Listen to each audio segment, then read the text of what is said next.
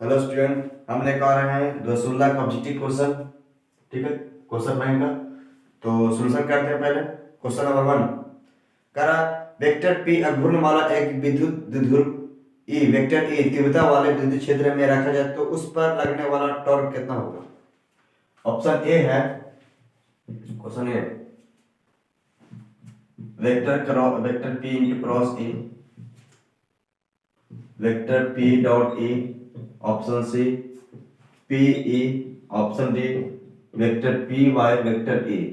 तो हम लोग जानते हैं फॉर्मूला होता है टॉर्क के बराबर, टॉर्क बराबर होता है vector P into vector E यानी पी ई साइन थीटा। ये हमारा होता है टाउ का फॉर्मूला। तो ऑप्शन मेरा ए सही होगा। ठीक है, नेक्स्ट क्वेश्चन है कि दिए गए चित्र में ए बी, दिए गए चित्र में ए बी, क्वेश्चन नंबर 2 दिए गए चित्र ये है आपका A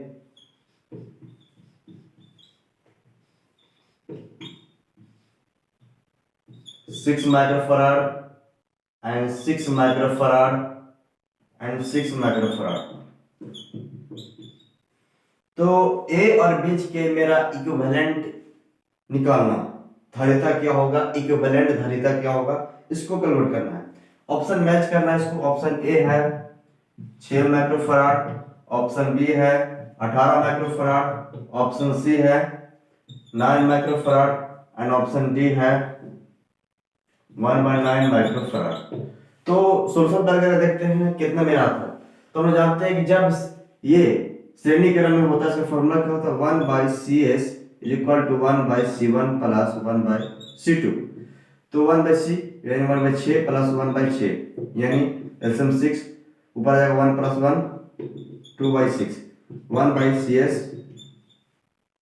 then 3 1/CS is equal to 1/3 then CS is equal to 3 microfarad. तो फिगर आप इस तरह से बनेगा ए, फिगर आप दोनों मिल गया तो बचेगा मेरा 3 माइक्रोफराड। 3 माइक्रोफराड इधर है 6 माइक्रोफराड। अब दोनों में क्या निकलेगा, सी ए बी का इक्विवेलेंट क्या निकलेगा मेरा। तो दोनों है पैरेलल में, अभी सीरीज में था तो दोनों इक्विवेलेंट करने और दोनों के मिलाने के बाद मेरा 3 है। अब दोनों का क्या निकलेगा, तो दोनों तो क्या हो गया, ये हो गया हमारा पैरेलल केस में। तो पैरेलल केस में क्या होता है C1 plus C2 direct 3 plus 6 is equal to 9। ये हमारा आंसर है 9 यानी आंसर सी। 2 का आंसर है 9। ठीक है, नेक्स्ट क्वेश्चन है क्वेश्चन नंबर 3। क्वेश्चन 3 है विद्युत परिपथ की शक्ति होती है, विद्युत परिपथ का शक्ति होती है। ऑप्शन ए,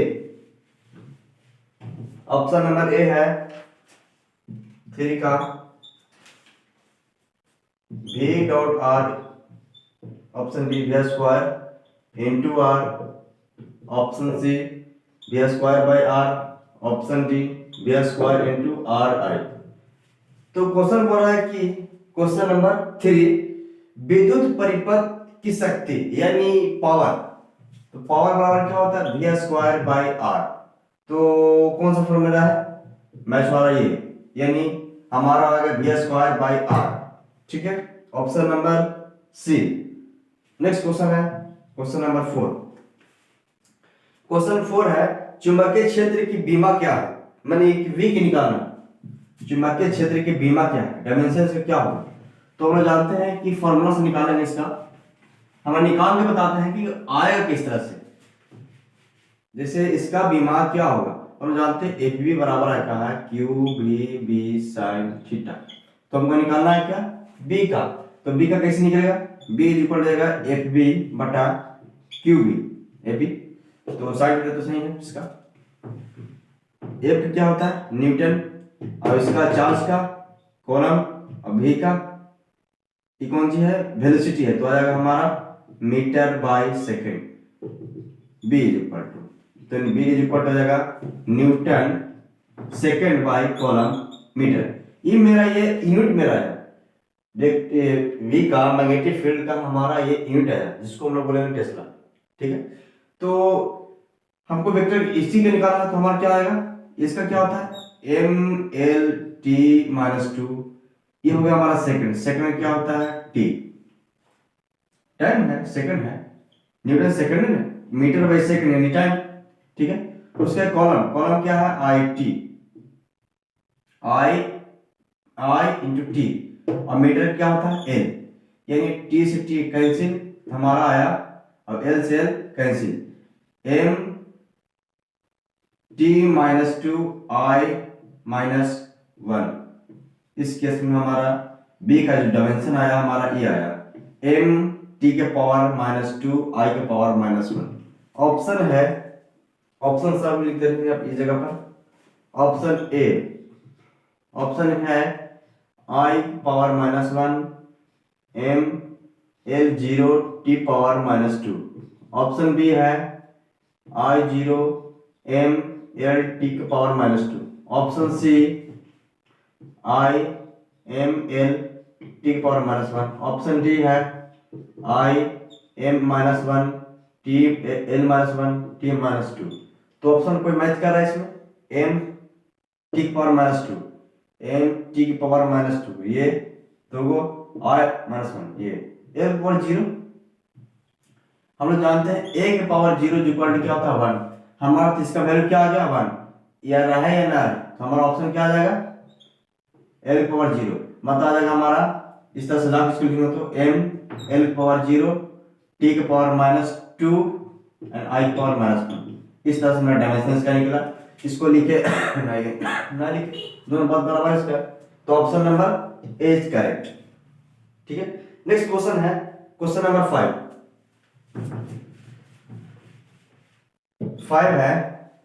5 है कि लेंस का नियम संबंध है, पहला है आवेश, दूसरा है द्रव्यमान से, तीसरा है ऊर्जा से, चौथा है संवेग के संरक्षण सिद्धांत से। तो हम जानते हैं कि लेंस का नियम जो है conservation of energy, lens follow the conservation of energy. Lens जो है ऊर्जा के सिद्धांत पर काम करता है, यानी मेरा होगा ऊर्जा। ऑप्शन है, ऑप्शन नंबर है आवेश से, दूसरा है द्रव्यमान से, तीसरा है ऊर्जा से, चौथा है संवेग के संरक्षण के सिद्धांत से। आंसर है ऊर्जा से, ऑप्शन नंबर सी, ठीक है। नेक्स्ट क्वेश्चन है क्वेश्चन नंबर 6। बहुत अच्छा क्वेश्चन है। बोले इसमें एल आर परिपथ का शक्ति गुणांक क्या होता है, ठीक है। Power factor of L R circuit. L R circuit बहुत तरह का होता है, उसमें तो बताना है LCR circuit, L R circuit, L circuit, ठीक है। तो इसमें पूछा है केवल एल आर सर्किट में पावर फैक्टर क्या होता है, तो cos फाई का वैल्यू हमको निकालना है। cos फाई वैल्यू क्या होगा इसमें, एल आर सर्किट में हमारा cos फाई वैल्यू क्या होगा। तो फिगर थोड़ा समझा देते हैं। फिगर इस तरह से होगा, ये मान लो फाई है, ये आर है, ये है हमारा ओमेगा एल, ठीक है। तो ये क्या हो जाएगा R square plus omega L का अंडर रूट, ठीक है। तो cos फाई का वैल्यू क्या आ जाएगा, cos फाई यानी ये हो गया P, ये हो गया B और ये हो गया H इसके सामने, तो हमारे B बाई एच क्या हो गया R by under root R square plus omega square plus L square, ये हमारा आ गया R by under root R square plus omega square into L square, हमारा ये निकला cos फाई, ठीक है। इसको बोलेंगे power factor of L R circuit, ठीक है। नेक्स्ट क्वेश्चन तो ऑप्शन हो जाएगा हमारा B, R by under root R square plus omega square into L square. तो answer B is correct, B. Next question है 7। जब चुंबकीय क्षेत्र की तीव्रता का चौगुना बढ़ा दिया जाता है, चौगुना मतलब 4, तो लटकती हुई चुंबकीय सुई का आवर्त काल क्या होगा। ये है क्वेश्चन, बहुत अच्छा से सोल्यूशन करना पड़ेगा इसको। क्वेश्चन नंबर 7, इसका एक फॉर्मूला होता है, हम लोग जानते हैं आवर्त काल बराबर होता है 2 pi by I by M B.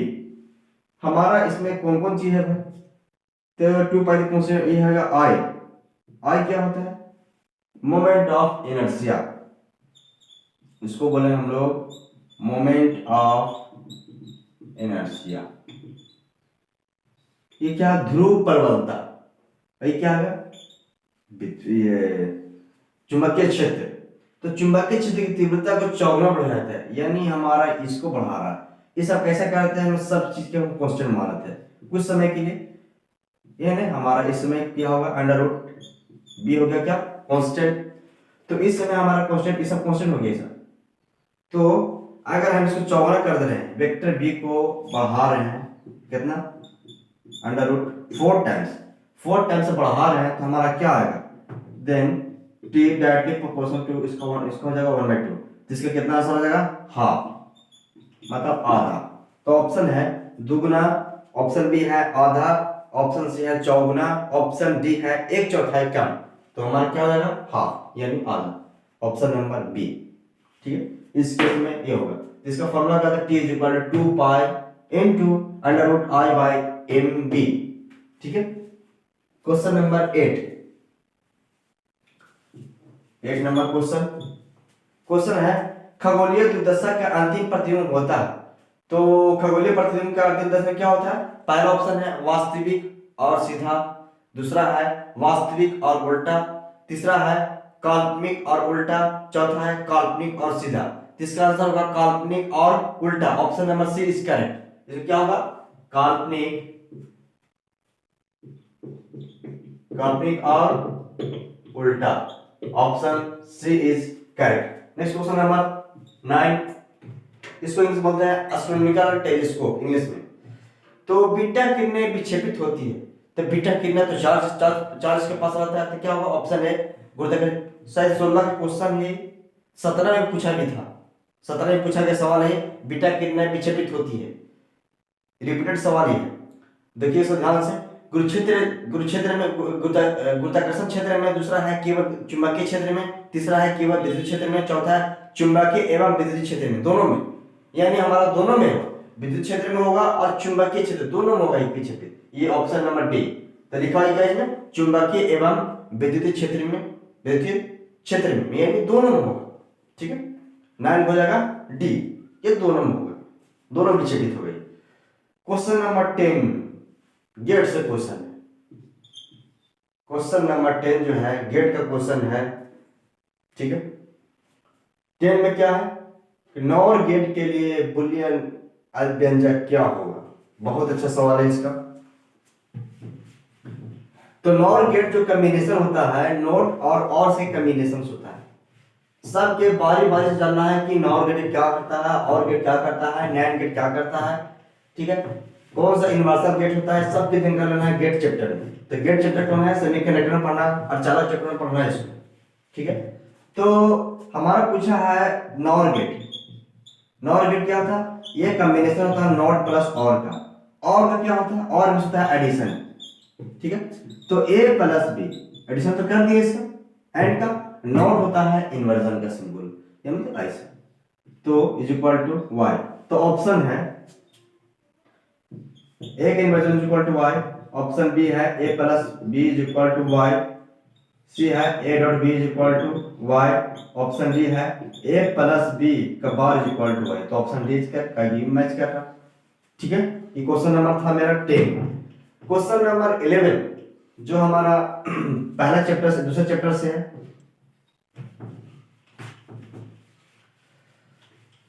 Question number 11 64 मतलब 64 समरूप बूंदे जिनमें प्रत्येक की धारिता 5 माइक्रोफैराड है, यानी सी इसका दिया है 5 माइक्रोफैराड। ठीक है, मिलाकर एक बड़े बूंद बनाते हैं, तो बड़े बूंद की क्या धारिता होगी, मतलब छोटे छोटे बूंद का उसमें n कितना दे दिया 64 दे दिया। 64 वो है बूंदा जिसका हर एक बूंद का कैपेसिटी कितना है 5 माइक्रोफैराड। तो बड़ा बूंद के मेरा क्या हुआ, मतलब c डैश अपन का c dash equal to c into n power 1/3। ठीक है, इसका ये फार्मूला होता है। तो c कितना दिया 5 माइक्रोफैराड इनटू n का कितना है 64 पावर 1/3, इसको तो क्यूब बोलते हैं, क्यूब रूट। तो 64 में क्या हो जाएगा 5 इंटू 64 पे जाएगा 4, तो 5 हो जाएगा 20 माइक्रोफैराड। तो हमारा कॉम्बिनेशन जो निकलेगा पूरा इक्विवेलेंट जो धारिता निकलेगा हमारा सी का, वो आएगा 20 माइक्रोफैराड। तो ऑप्शन हो जाएगा मेरा डी। पहला ऑप्शन दिया है 25 माइक्रोफैराड, दूसरा है 4 माइक्रोफैराड, तीसरा है 164 माइक्रोफैराड, चौथा है 20 माइक्रोफैराड। ठीक है, तो 11 हो जाएगा डी 20 माइक्रोफैराड। ठीक है, क्वेश्चन नंबर 12। क्वेश्चन 12 ये है, विद्युतीय परिपथ के किसी बिंदु पर सभी धाराओं का बीजगणितीय योग क्या होता है? विद्युतीय, क्वेश्चन नंबर 12 बोल रहा है कि विद्युतीय परिपथ के किसी बिंदु पर, किसी भी बिंदु पर विद्युत सभी धाराओं के बीजगणितीय योग क्या होगा? तो शून्य होता है। ठीक है, तो इसको हो जाएगा ऑप्शन नंबर ए शून्य होता है, बी अनंत होता है, सी धनात्मक होता है, ऑप्शन डी ऋणात्मक होता है। तो ऑप्शन हो जाएगा मेरा ए, शून्य होता है। सभी बीजगणितीय क्या होता है इसका? शून्य होता है। क्वेश्चन नंबर 13, विद्युत वाहक बल की विमा, विद्युत वाहक बल की विमा, ऑप्शन मैच करवा देंगे इसमें। 13 का है ml²t-2, ऑप्शन बी ml²t-2i-1, सी है mlt-2, ऑप्शन डी ml²t-2i-3। ठीक है, तो विद्युत वाहक बल के फॉर्मूला क्या होता है? E इक्वल टू आ जाएगा W/Q। हम जानते हैं V इक्वल टू W/Q होता है, तो हमारा V इक्वल टू, ठीक है, तो W क्या होता है हमारा? W का m into L square T के पावर -2 बाई क्यू के का I इंटू टी। ठीक है, m l हो जाएगा एल स्क्वायर, टी क्या हो जाएगा? ऊपर जाएगा तो हो जाएगा -3, I हो जाएगा -1। ये कौन सा मैच कर रहा है इसमें?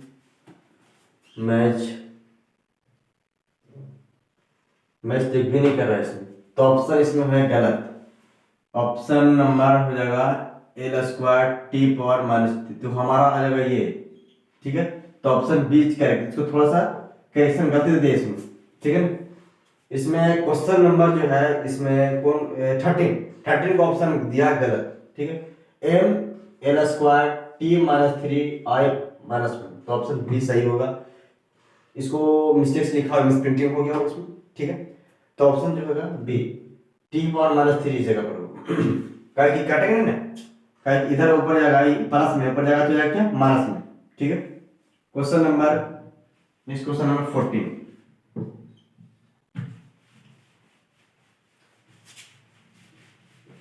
14 बोला एम्पियर घंटा मात्रक है। एम्पियर घंटा मात्रक है, मतलब एम्पियर आवर किसका मात्रक है?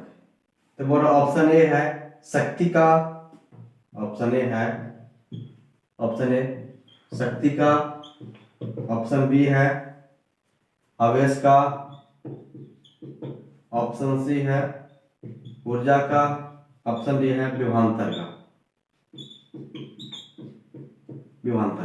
इसका क्या होगा? तो हम जानते हैं Q इक्वल होता है IT।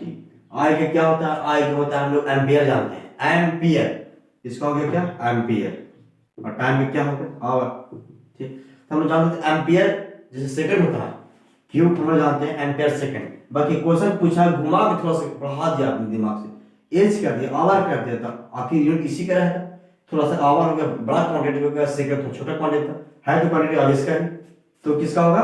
आवेश का। आवेश यानी Q इक्वल टू I, तो एम्पियर आवर। ठीक है, नेक्स्ट क्वेश्चन नंबर है 15 15 क्वेश्चन नंबर है प्रतिघात का मात्रक क्या?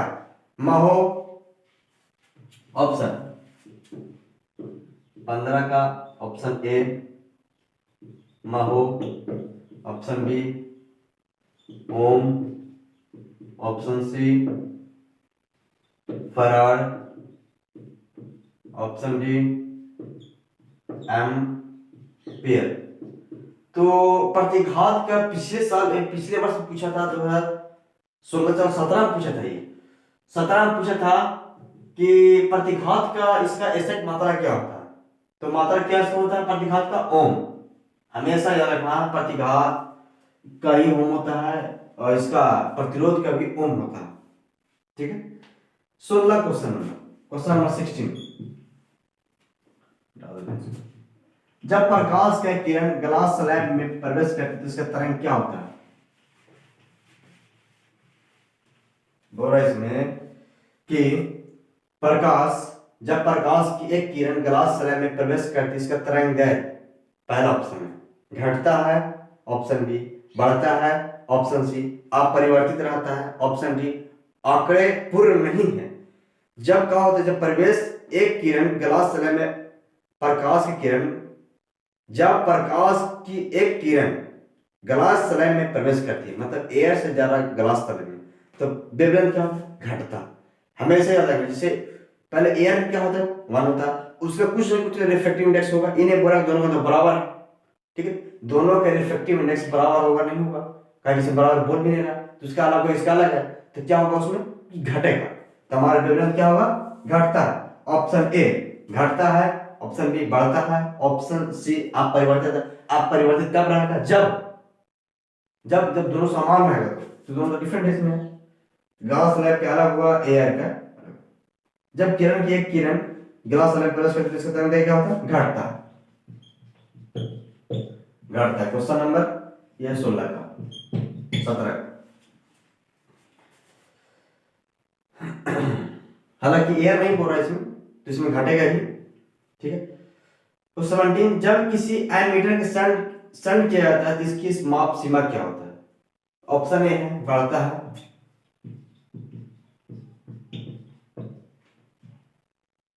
ऑप्शन बी है नहीं, पहला ऑप्शन है हाँ बढ़ती है, दूसरा है घटती है, ऑप्शन सी है स्थिर रहती है, चौथा इनमें से नन ऑफ दीज, इनमें से कोई नहीं। तो क्वेश्चन है कि जब किसी एमीटर को शंट किया जाता है, यानी एमीटर और शंट का जीरो जिसका बहुत कम प्रति उसको बोलते हैं शंट, तब इस दोनों में मिलाया जाता है, जब शंट किया जाता है उसको क्या होता है? उसका जो हमारा इसके माप जो सीमा है उसका बढ़ जाता है, इंक्रीज कर जाता है इस केस में, है ना। क्वेश्चन नंबर है 18, स्वपरिकत्व जिसको बोलते हैं सेल्फ इंडक्टेंस का मात्रा क्या होता है? हम लोग जानते हैं स्वपरिकत्व या सेल्फ इंडक्टेंस का होता है हम लोग हेनरी।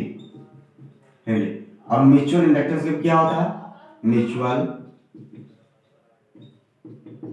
इंडक्टेंस का क्या होता है? हेनरी। दोनों को होता है हेनरी। तो इसमें सेल्फ इंडक्टेंस का पूछा है, इसे हेनरी होगा, ठीक है। हेनरी क्या होता है? H, ठीक है।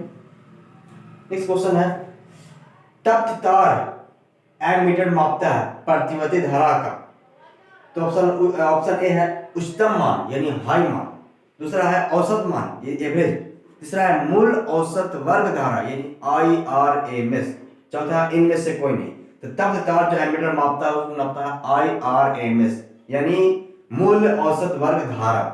ऑप्शन सी इज करेक्ट, यानी क्वेश्चन नंबर 19 होगा सी, ठीक है, ये नापेगा IRMS। क्वेश्चन 20, ट्रांसफार्मर बार बार क्वेश्चन पूछता है, ये तो ऑब्जेक्टिव है, सब्जेक्टिव में पूछा है ट्रांसफार्मर के प्रिंसिपल क्या होता है, कंस्ट्रक्शन क्या होता है, सब पूछता है इसमें। स्टेप अप ट्रांसफार्मर कहां हम इस्तेमाल करते हैं, स्टेप डाउन ट्रांसफार्मर कहां इस्तेमाल होता है, जिसको दो तरह के ट्रांसफार्मर होता है, step down and step up, उसको उच्चाई एंड एगो अपचाई, ठीक है, दोनों बारे में पढ़ना है अच्छे से।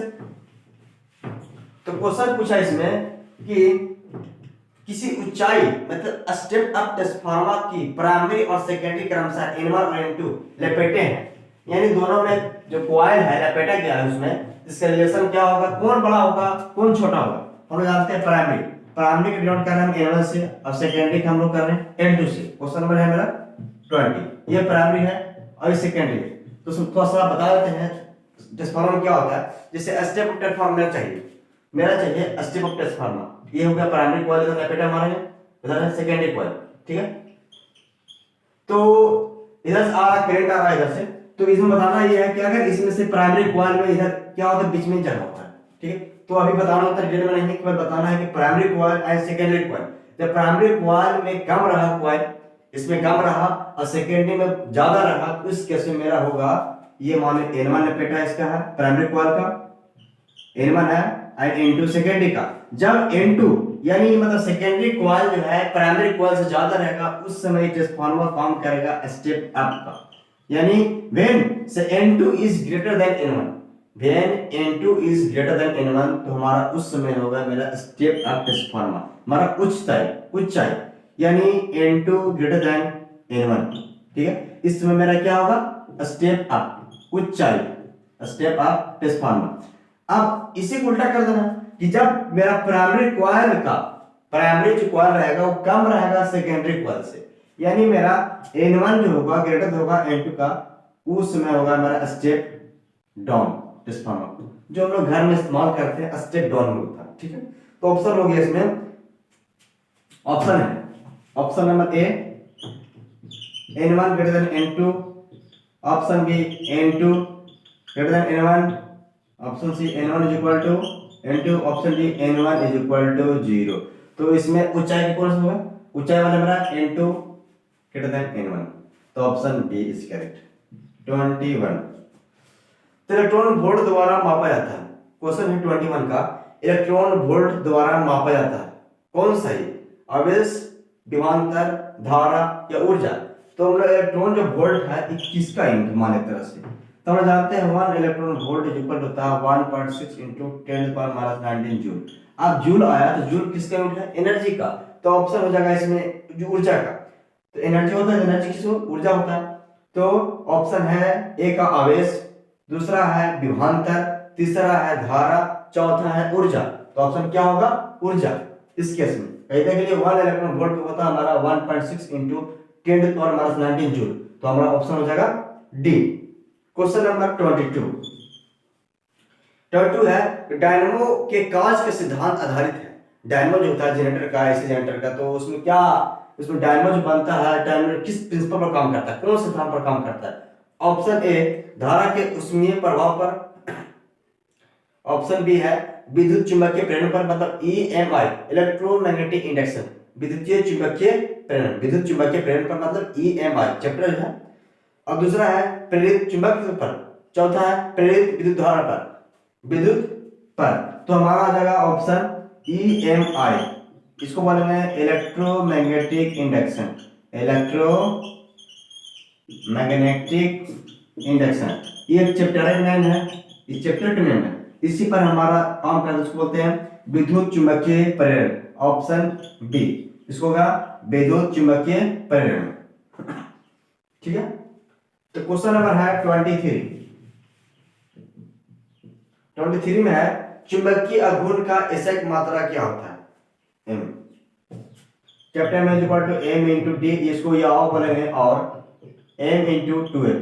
तो m का क्या होता है एम्पियर मीटर, और d का क्या होता है मीटर, यानी एम्पियर मीटर स्क्वायर। तो ऑप्शन हो जाएगा मेरा ऑप्शन ए है जूल बाय टी स्क्वायर, इसको और क्या लिखेंगे joule T power -2। B option है option B ampere metre square, option C है जूल टेस्ला, ऑप्शन डी है एम्पियर पर मीटर, ठीक है। तो ऑप्शन बी इज करेक्ट।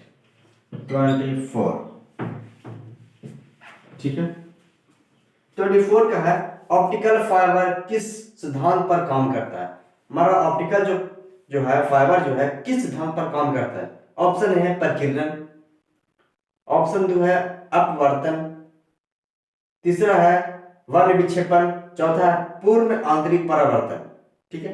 तो ऑप्शन जो ऑप्टिकल जो फाइबर है, ऑप्टिकल जो फाइबर किस पर काम करता है TIR पर, इसको बोलेंगे टोटल इंटरनल रिफ्लेक्शन,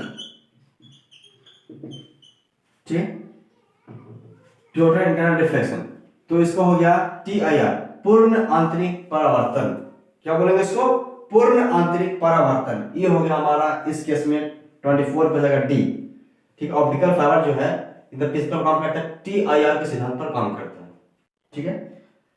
25वां है एक और क्वेश्चन इससे सब पूछता है कि हीरा क्यों चमकता है, हीरा क्यों चमकता है, और हीरा के बोल सकते हैं कि हीरा किस सिद्धांत पर वो काम करता है, जो चमकता है किस सिद्धांत पर चमकता है। तो हमारा इसी क्वेश्चन हो गया TIR, टोटल इंटरनल रिफ्लेक्शन, कि इसमें क्या होता है कि एक बार अगर लाइट एंट्री मार गया तो बहुत देरी तक इसमें निकल नहीं पाता, जिससे मिरर चमकते रहता है।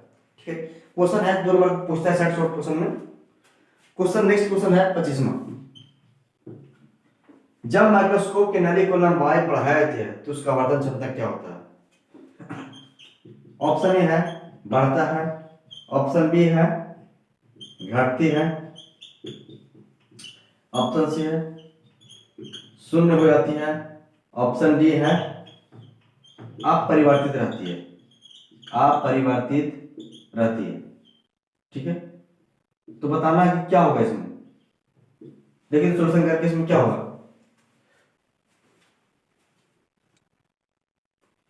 ठीक है, तो 25 का है बढ़ती है। कैसे बढ़ती है भाई? तो इसका फॉर्मूला होता है m is equal to the minus L बटा FO into D by FE।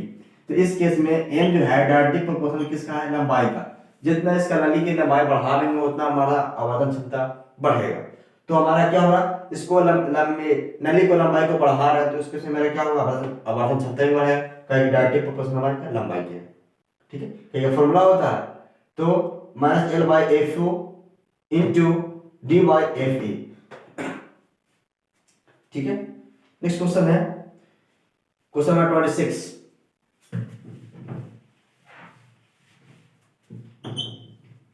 Twenty six का है कि लेमडा तरंगदैर्घ्य वाले फोटोन की ऊर्जा क्या होती है? हम जानते हैं E is equal to HF, हम जानते हैं E is equal to HF।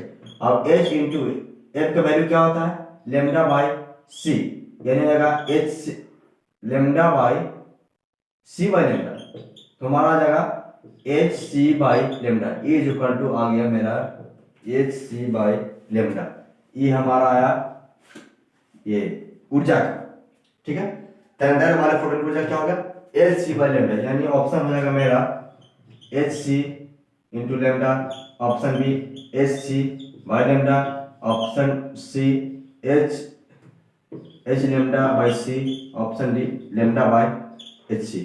तो हमारा ऑप्शन है HC by lambda, HC by lambda, ये option C lambda lambda C HC, sorry option गलत लिख दिए, ऑप्शन है HC by lambda HC, option B है HC by lambda, option C है H लेमडा बाई C। ठीक है, तो HC बाई लेमडा हमारा जाएगा ऑप्शन बी। ठीक है, क्वेश्चन नंबर 27। तो बोल रहे निम्नलिखित में किसे महत्तम विभेदन क्षमता, मतलब इसको बोलते हैं इंग्लिश में which of this following high penetrating power, मतलब विभेदन क्षमता किसका ज्यादा होता है? ऑप्शन है एक्स किरण। ठीक है, दूसरा है कैथोड रे, इसको बोलेंगे कैथोड रे। तीसरा है अल्फा किरण, चौथा है गामा। इसमें सबको जानते हैं कि x alpha beta and gamma, alpha वही चार्ज पार्टिकल है, बीटा भी है, बाकी गामा नहीं होता। इसमें आयन बहुत कम होते हैं, इसका पेनिट्रेटिंग पावर बहुत ज्यादा होता है, इसका स्पीड भी बहुत ज्यादा होता है, पेनिट्रेटिंग पावर। ठीक है, तो इस केस में हमारा जो विभेदन क्षमता हुआ गामा रे के बहुत ज्यादा होता है। ठीक है, तो गामा रे, ये ऑप्शन डी इज करेक्ट। ठीक है, नेक्स्ट क्वेश्चन है, लास्ट क्वेश्चन है 28 में बोल रहा है इसमें पी टाइप के अर्धचालक के मुख्य धारा वाहक होता है। पी टाइप सेमीकंडक्टर में उसमें क्या कौन सा रिस्पांसिबल होता है? ऑप्शन है इलेक्ट्रॉन, दूसरा ऑप्शन है होल, तीसरा ऑप्शन है फोटोन, चौथा ऑप्शन है प्रोटॉन। इसमें कौन सा रिस्पांसिबल होता है? होल। पी टाइप में होली पूरा रिस्पांसिबल हमारा होल होता है। ठीक है, होल। ठीक है, तो हो जाएगा ऑप्शन बी इज करेक्ट। तो यह हमारा 2016 का क्वेश्चन बैंक जो ऑब्जेक्टिव है, इसमें सारे क्वेश्चन बता दिए हैं। अगला वीडियो हम चलेंगे क्वेश्चन नंबर 2015 का पूरा, जब पूरा बता देंगे तो पूरा हम आ जाएंगे सब्जेक्टिव पर, तो पूरा सोल्यूशन देंगे इसका। ठीक है, तो मेरे साथ बने रहिए, नेक्स्ट वीडियो के साथ मिलेंगे अगली बार।